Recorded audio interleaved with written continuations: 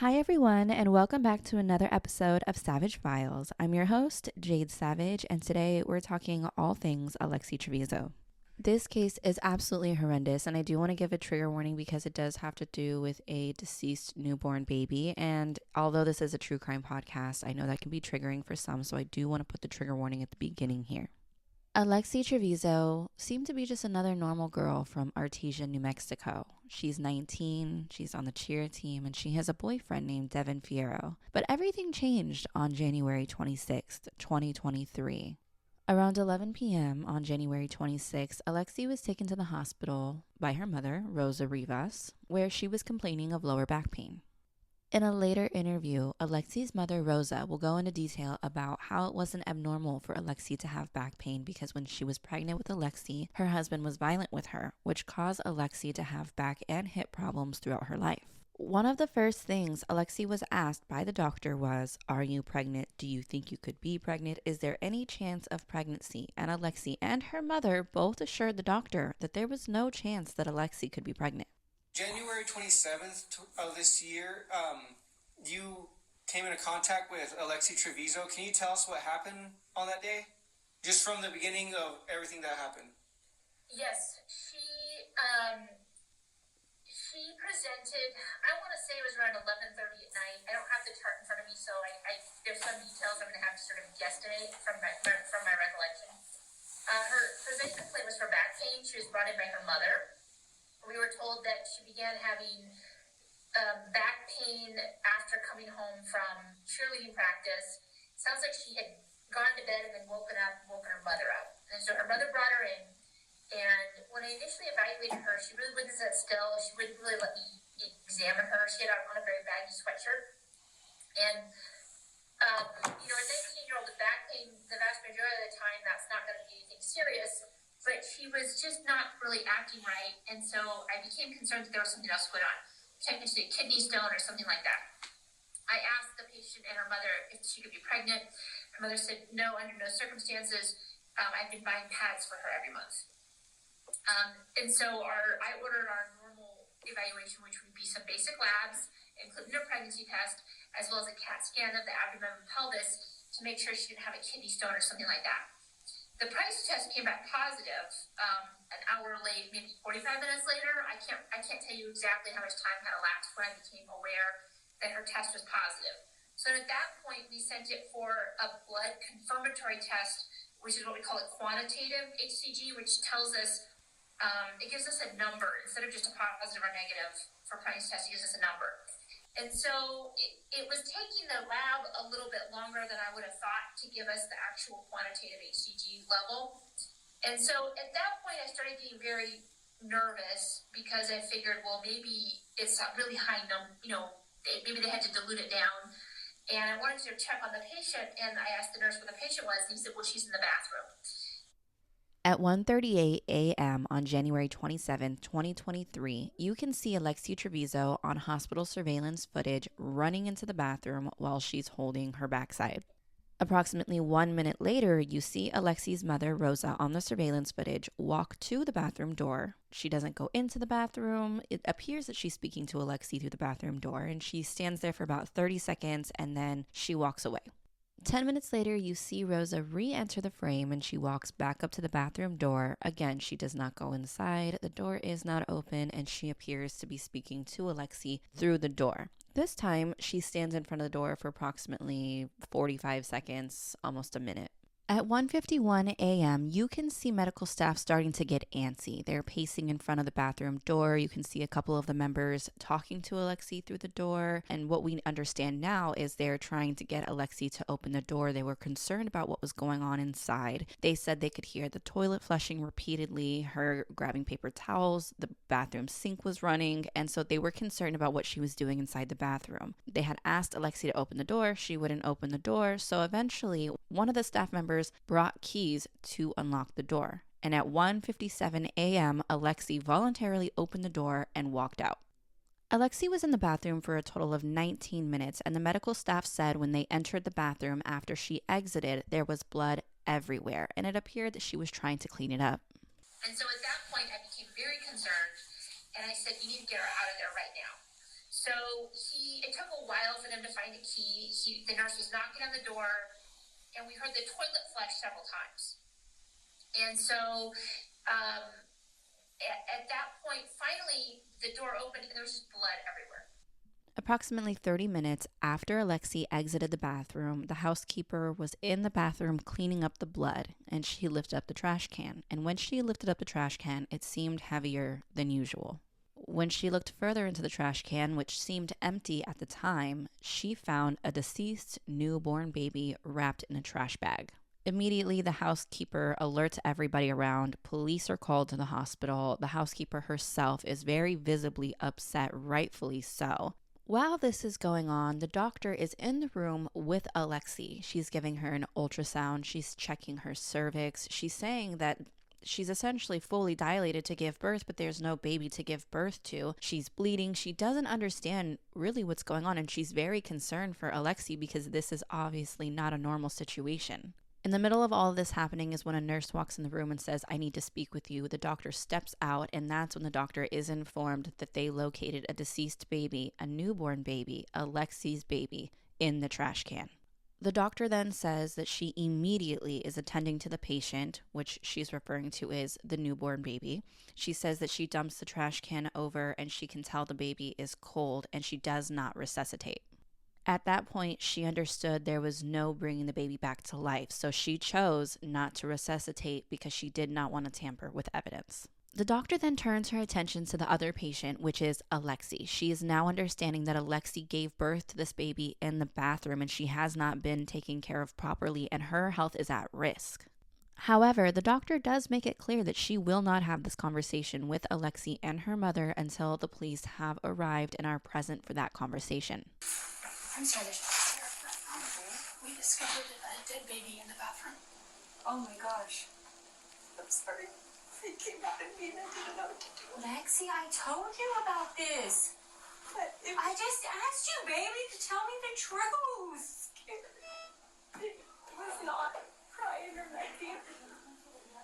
What did you do to it? Okay, stop right here. I Stop. just- Number one priority, guys. Number one priority is she just had a baby. I don't know if she's delivered the placenta. She's bleeding significantly. Yeah. I've spoken to the obstetrician at Loveless. They want her out there as soon as possible. Okay. I obviously need your permission to transfer her for medicals. She needs to She's be 19. Oh, you're right. But she is a student too. She's No, still but 19 years you're old. right. You're right. She needs to. I'm sorry, I forgot she's 19. Keep having me. But you need to make sure that you're safe. I need to send you to Loveless to labor and delivery. Will you please agree to that? Yes. Okay, great. I'm gonna work on that. I'm sorry about this, but in terms of delivering a baby and it looked like you tried to hide it, we do have to have the police involved. And nothing was crying. It came out with nothing. I know. But the baby's gonna have to be taken for autopsy and there'll be an investigator and everything. I'm really sorry, guys. I'm sorry. I'm so sorry, but we need to do this correctly, and I want to be transparent with you about what our steps are going to be. Okay. Officer, do you guys need to talk to her before we get her transferred? How long is it gonna be before you have to transfer I out? don't know. Are we working on? Okay. Maria, do you think 20-30 minutes? Yeah, hopefully, yes. Okay. I got detectives on the way, so Okay. they're gonna be talking for. Okay. Thank you. Do you guys have, I'm the charge nurse here, do you guys have any questions for me? Like, how big is the baby? It's full term. What? 9 months? Nothing was crying. Lexi, have you watched the news of the girls that what they do to their babies and what they go to jail? Nothing was crying.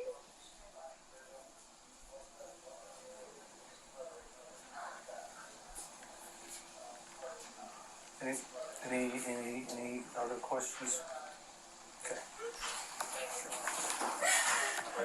So as of right now, like I said, is we're gonna have the detectives come over here and they're gonna talk to you, okay? We have to gather some more information about what's going on. They'll get your statement, they're gonna get the doctor's statements, they're gonna get everybody's statements, okay? So, I don't know everything yet, okay? So I'm not gonna tell you, I can't tell you nothing honestly, okay? All I can say is, Gonna go to jail. right now, no, well, right now, she's being detained. So she's not gonna leave from here at all, period. Okay? So one of us will Is be it in in, your custody? Like, yeah, she's detained. Yeah, she's not under arrest, but she is detained, okay? She's not free to leave. So while this whole thing is coming up, is you're not free to leave, okay? One of us will be in here the whole time with you, because you're not gonna try to leave or nothing like that. she All right. won't. Like I said, the detectives will be here. They're gonna talk to you. I mean, your care is of the utmost right now, okay? They're gonna do what they need to do to take care of you, to make sure you get stable. They get you transferred out or whatever.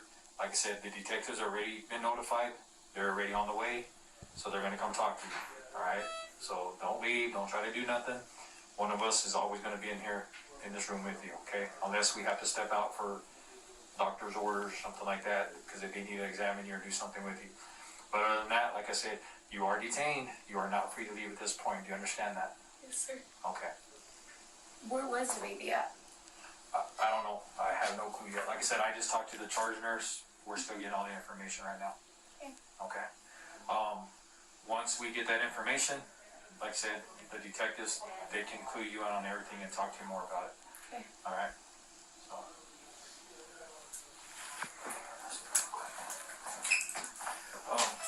Do you happen to have an ID on you, by chance? Yes, she does. Okay. Can we get that, please? Where did you put the baby at? Tell me the truth.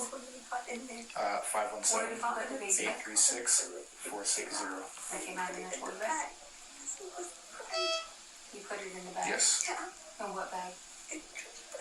Why did you say anything to us? Do you want to get in trouble for this now? You could get in trouble for Mom, this baby. Mom, alright, just give it time, okay? Let me speak to the detectives whenever she's ready, okay? You ready for the second one? Second one is 512 401 333. After the doctors have this conversation with Alexee, she's transported to a different facility where they can make sure she's taken care of after giving birth to this newborn baby.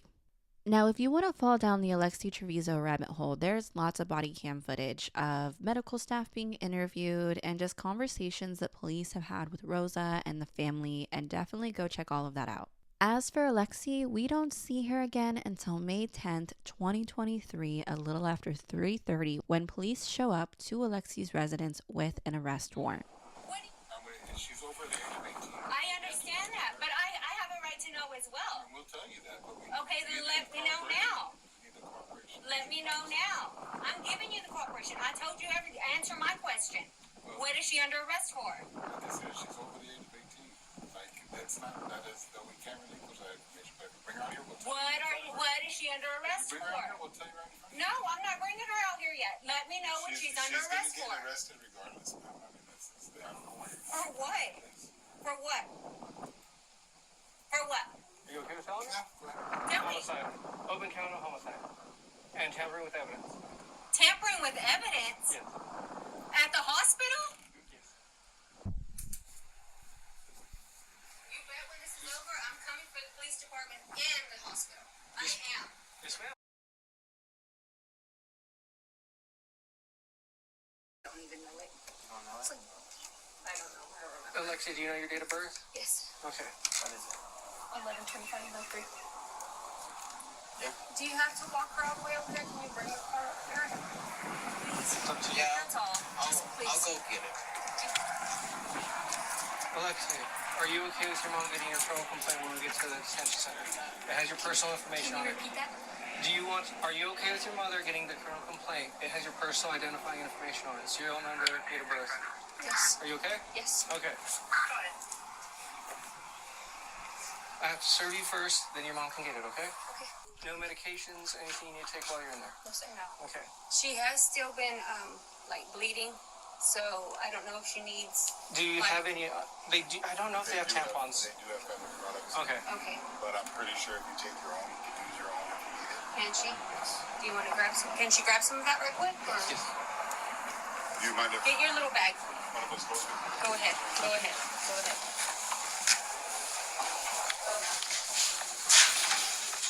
Just making sure you're doing, Just grab me a little. okay. And it's nothing sharp, no flammables, nothing sharp, okay? Okay, they're gonna check it when you get over there, okay? Okay. Confirms that address is 611 North 1st Street. 611 North First. Okay, we'll check those. Same thing. Okay, we're gonna check all that when you get over there. Okay. Thank you. I'm going up there right now too, okay? All right. What's in there? Personal pads. Personal pads? Yeah, she needs that. Oh. 3200 West Main Street, Public Safety Complex. If you just go through the front door, you know where we first spoke in the records? Yeah. If you just go over there. Is there any four? Yeah. Okay. I'll meet her in the front. Okay. I'll get with him and do all stuff. Go to dispatch. I'll meet you in the front, okay?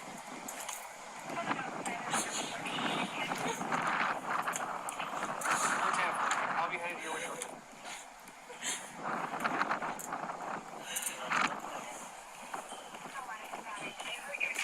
Relay the rest.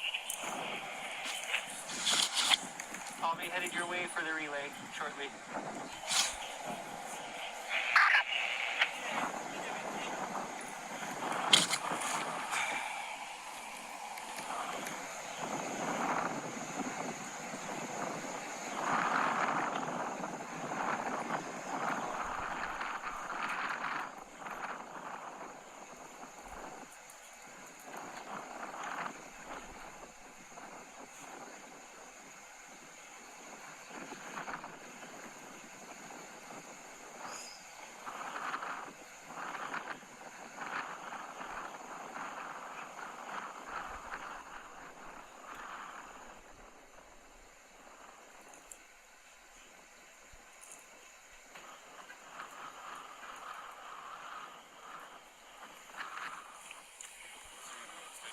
Yeah, we're gonna go station. He signs the original, then I'll relay.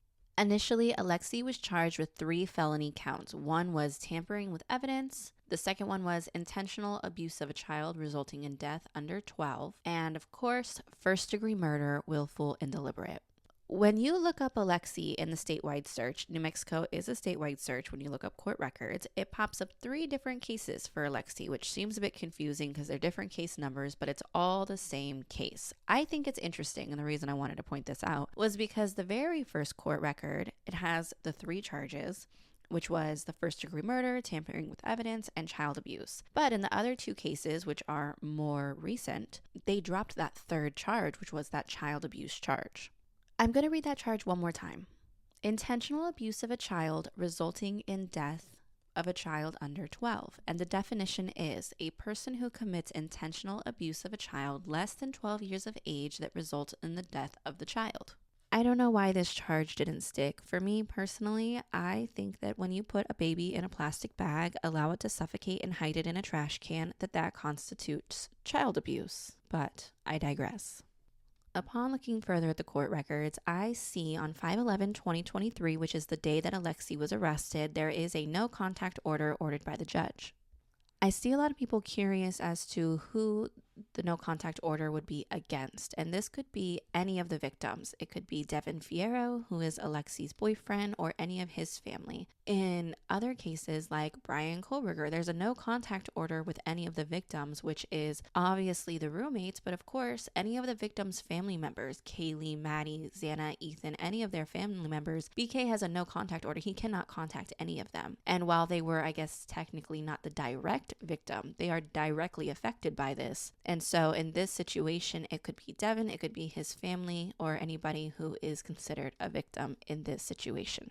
Now, there have been rumblings online, and this is just pure speculation and rumor, that Alexee and Devin have not spoken since she's been arrested.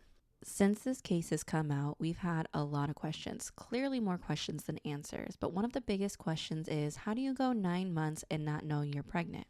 We know that both Alexee and her mother are claiming that she was not pregnant and they did not know that she was pregnant upon coming to the hospital, and that they're finding out for the first time when the doctor confirmed the pregnancy test to them.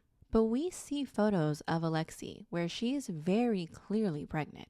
How did she not know she was pregnant? How did her mom, who clearly has a very short leash on Alexee, how did she not know she was pregnant? How did the boyfriend not know? Were there talks around town? I grew up in a small town and I went to high school with girls who got pregnant in high school, and it's nothing to be ashamed about. It happens. Especially we're in 2023. There is nothing to be ashamed about, but people talk. Now, here's where we're going to get a little bit more into the sleuth side of the podcast, because you guys know I really like to remain factual. I don't love to come to the internet with a bunch of hubba bubba junk, but I fell down the Reddit rabbit hole. And so we're going to talk a little bit about it. We're not going to get too crazy because as much as I believe these people deserve the slander, we're not here to do that. I want to start this off because I feel like medically, I don't have a medical background, and I know that not all of us do. And I think all of us have a lot of questions when it comes to the medical side of things. So I found this very kind of eye-opening, and I wanted to read it. I will say it is kind of long, but to me, it really was very eye-opening. So if you want to skip ahead, you can do that. Or if you want to pause the screen, I am going to put it up if you want to read it yourself. This says, perspective as a birth professional. There have been a few posts and comments with questions or misconceptions about the actual birth and postpartum process. I wanted to give my experience as a birth professional. She goes on to say, as for my credentials, I have been a professional birth doula for 8 years, a postpartum doula for 6 years, and a childbirth educator for 5. I have been trained in emergency birth skills. I have attended to about 250 plus births, both in hospitals and at home or in a birth center. Her first point says, it is medically possible that Alexee did not know she was pregnant. This does happen on rare occasion. However, I personally think there is significant circumstantial evidence to show that Alexee had reason to believe she could have been pregnant. She had weight gain to the point that she was taking or considering taking diet pills. Diet pills are abnormal for a girl her age. There have been unconfirmed, as I'm aware of, reports that members of the cheer team and her stepfather had asked if she was pregnant. Also, she showed deceit by telling hospital staff that she was on her period when she arrived and not cooperating with the physical exam. I am interested to see if her phone was forensically analyzed, and if so, what they find on that. This is Jade talking now, not reading from the article, but I can tell you they are definitely going to analyze her phone forensically to see if she was Googling and looking things up, such as how to get rid of a pregnancy, what do you do if you're pregnant teenager, stuff like that. They're also going to check text messages between her and her boyfriend, her and her friends, to see if there was any text messages that could insinuate that she was pregnant. In my opinion, at 19 years old, if you think that you're pregnant, you're Googling symptoms or you're talking to your friends or your boyfriend. You don't just hold that in for 9 months. In my opinion, I just believe at that young of an age, I don't believe that at that point when she's Googling pregnancy symptoms that she's thinking, I'm going to kill this baby. So I think that she Googled it, told a friend, and that digital footprint will come out and the truth will prevail if Alexee did think she was pregnant. Okay, back to the article. Her second point says, according to healthcare provider interviews, Alexee and her mother were told that Alexee's urine pregnancy test was positive. Next, they needed to see how far along she was, so they took a blood test to check her HCG levels. The farther along in the pregnancy you are, the more HCG your body has. The results were taking a while, and before the test results were back, Alexee runs to the bathroom. There have been questions about why it was taking so long to get the results. This is because she had a full-term pregnancy. The higher your HCG levels are, the more the lab has to dilute the sample, which means the process takes longer. Because Alexee was lying to staff, wearing baggy clothing, and not cooperating with the physical exam, the staff was totally unaware of how advanced her pregnancy was. This is not due to stupidity or not doing their due diligence. It seems, to me, like it was because she was purposely trying to deceive them. Another Jade sidebar here on this. I thought it was so interesting when I read this because everything kind of makes sense, especially from a medical provider's standpoint. We're understanding this differently now because for her, she's saying that it's very clear to her, in her opinion, that Alexee knew she was pregnant because she's going so far out of her way to deceive the doctors by not letting them touch her, by not cooperating, by not giving information, so much so that the doctor herself, the ER doctor, said, I couldn't figure out why the HCG levels were taking so long to come back, and it was because she was full-term pregnant. I'm going to skip down to number 4 of her points because number 3, she's kind of telling us about anatomy. So if you want to pause and read number 3, feel free. So number 4, it says, in my professional opinion, she must have acted fast in order to deliver the baby, sever the cord, place the baby in the trash bag, remove and potentially flush the placenta, and then work on cleaning it all up. Now, this is where I think it gets really interesting. She says, in most U.S. hospitals, it is routine to administer a drug called Pitocin after birth and also gently tug on the cord to speed up the delivery of the placenta. This typically takes 15 to 30 minutes. When a provider does a thing called psychological management, it means not giving the meds and tugging on the cord. This process can take about 30 minutes to an hour for the placenta to be delivered. In order for her to have accomplished as much as she did in 20 minutes, it is my personal opinion that she must have had the baby within minutes of entering the bathroom. Given the way she waddle ran and held her butt on the way there, the head may have already been out by the time she closed the door. In order to keep the baby quiet, she likely worked on severing the cord next so she could conceal the baby before he made noise. After placing the baby in the trash bag, I believe she likely started pulling on the remaining portion of the cord violently, causing the placenta to come out in pieces, which she likely flushed. It would have been difficult to hold the baby or even place him on the floor while keeping him quiet and pull out the placenta at the same time. This is why I believe she severed the cord and concealed him first, then pulled the placenta out. As we know from the ER doctor's interview, she did retain a small portion of the placenta, which was removed from her at the secondary facility, but the remainder was not found in the trash can or the bathroom. The entire placenta is about the size of a dinner plate. I do not believe it could have been flushed in one piece without clogging the toilet, and flushing it in multiple pieces is consistent with the nurses stating they heard her flush several times. Sorry guys, I know that this placenta and umbilical cord talk is not fun to listen to. It's not fun to talk about either, but I really think that having this medical information is very important for us to understand the intricacies of this case. I'm about to start talking about the umbilical cord, and it's not fun to listen to, so if you want to skip it, please skip. I don't blame you. Reason number 5 says, the umbilical cords are really hard to cut, even with hospital grade scissors. They are thick, and it takes many cuts of the scissors to get all the way through them. Okay, the next paragraph. Umbilical cords are really hard to cut, even with hospital grade scissors. They are thick and it takes many cuts of the scissors to get them all the way through.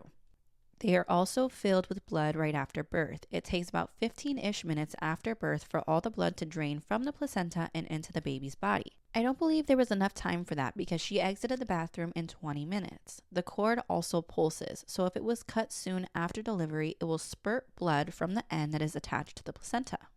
One of the nurses explained there was blood sprayed onto the walls. This sounds consistent with severing the cord soon after birth. How did she do it? I have no idea. I saw a commenter theorize that she could have used the serrated edge of a paper towel dispenser if there was one in the bathroom. I do think that that was possible. Next paragraph says, it is fairly common for babies to be quiet at birth, especially in a calmer environment. Now, I'm not stating that Alexee was calm, but she was obviously attempting to be quiet. She wasn't screaming out in pain as many women are. There wasn't a full room of family and nurses and doctors oohing and ahhing over the baby or rushing about the room. The bathroom was certainly quieter than most delivery rooms. Okay, I feel like this is an important paragraph here. It says, let's talk about the meds Alexee was given when she got to the hospital. Rosa and Alexee's attorneys have claimed that the hospital was negligent because they gave her 3 medications that they claim were unsafe for pregnant women. This is just complete and utter BS. She was given morphine for the pain. This is a very common IV medication used during labor for pain relief. She was also given Zofran. Many women are prescribed Zofran throughout their pregnancy, and it also is used often during labor to treat nausea. The last thing she was given is sodium chloride. This is IV fluids. The vast majority of women giving birth in a U.S. hospital are given IV fluids throughout labor.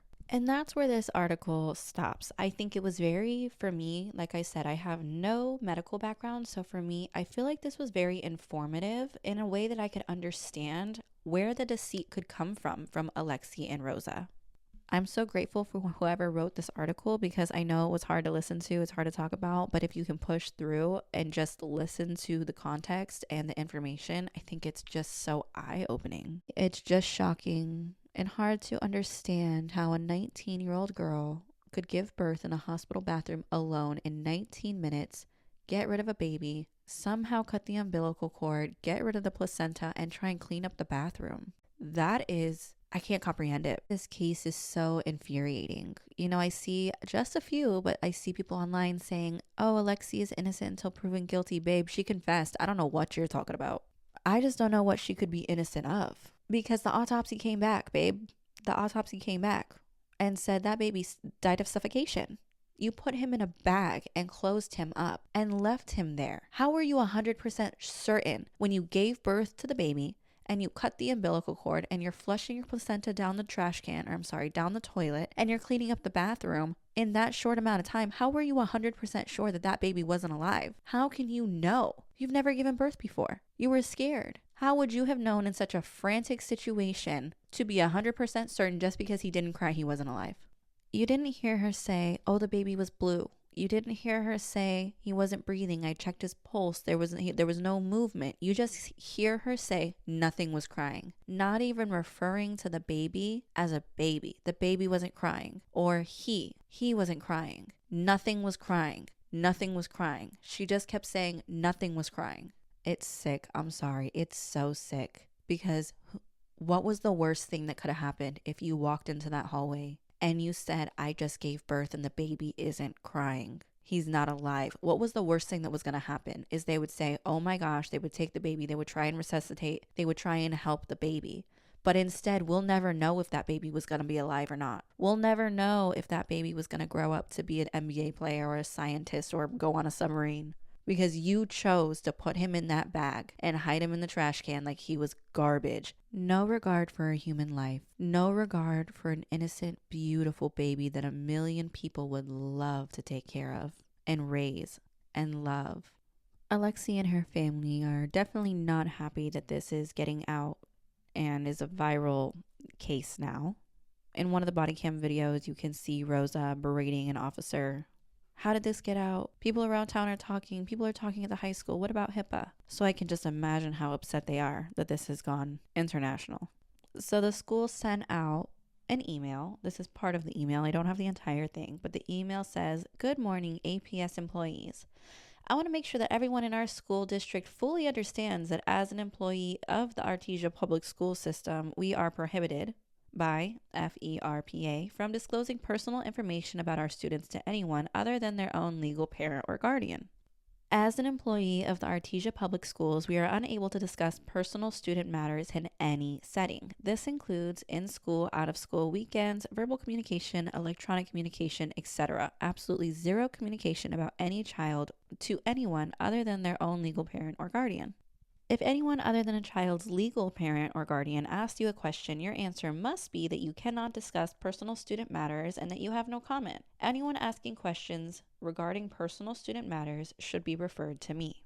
We've also seen that not very many students from the Artesia area have been speaking out. And that's because, and this is word around town, the students have been threatened that if they speak about this situation, they will be suspended from school. Is that legal? I don't, and that's not facetiousness. I genuinely am ignorant to, is that legal for them to do? To say if you're friends with Alexee, to say if you went to school with Alexee, you did cheer with Alexee and you saw that she was pregnant and you spoke about it, that you can be suspended from school? I'm not being facetious, and I'm being very serious and saying I would love for somebody to let me know, because that just doesn't seem right, but maybe I'm missing something on this.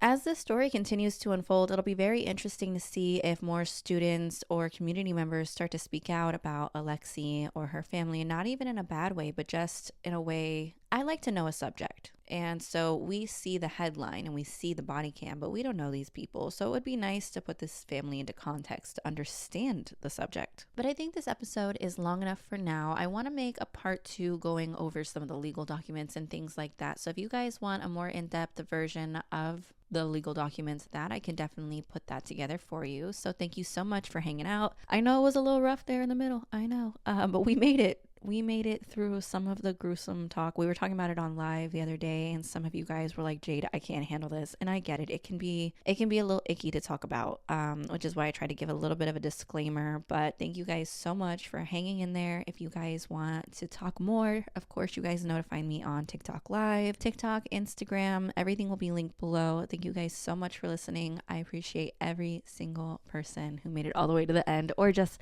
listened at the beginning or even just clicked on my video. Thank you guys so much for hanging out. Stay tuned for more Alexee content, because I will not shut up about this case. It really rings home for me. So I hope you guys have a blessed week, and I'll see you guys next time.